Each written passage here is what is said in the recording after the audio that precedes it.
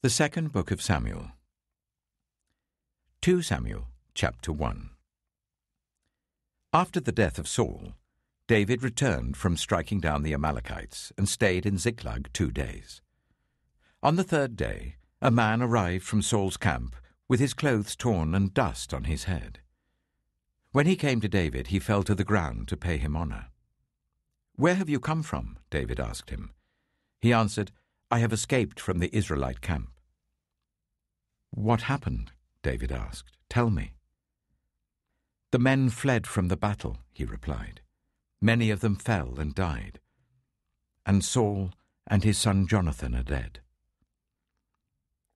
Then David said to the young man who brought him the report, "How do you know that Saul and his son Jonathan are dead?" "I happened to be on Mount Gilboa," the young man said, "and there was Saul leaning on his spear with the chariots and their drivers in hot pursuit. When he turned round and saw me, he called out to me, and I said, 'What can I do?' He asked me, 'Who are you?' 'An Amalekite,' I answered. Then he said to me, 'Stand here by me and kill me. I'm in the throes of death, but I'm still alive.' So I stood beside him and killed him, because I knew that after he had fallen he could not survive.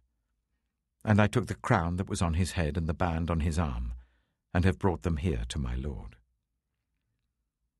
Then David and all the men with him took hold of their clothes and tore them. They mourned and wept and fasted till evening for Saul and his son Jonathan, and for the army of the Lord and for the nation of Israel, because they had fallen by the sword. David said to the young man who brought him the report, "Where are you from?" "I am the son of a foreigner, an Amalekite," he answered. David asked him, "Why weren't you afraid to lift your hand to destroy the Lord's anointed?" Then David called one of his men and said, "Go, strike him down." So he struck him down, and he died.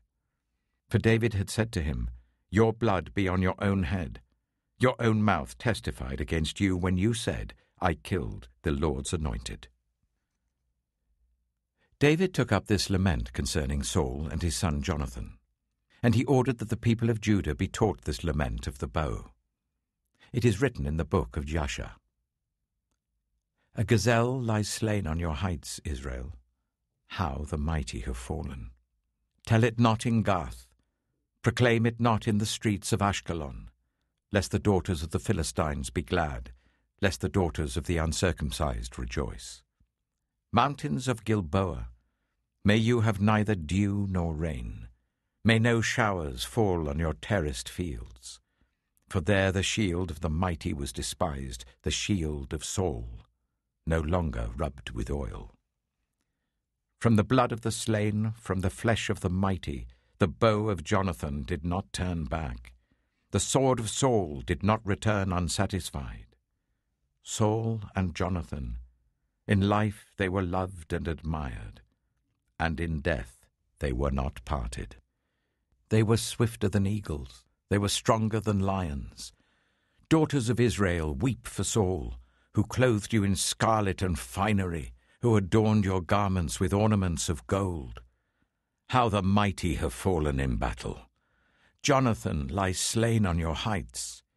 I grieve for you, Jonathan, my brother. You were very dear to me. Your love for me was wonderful, more wonderful than that of women.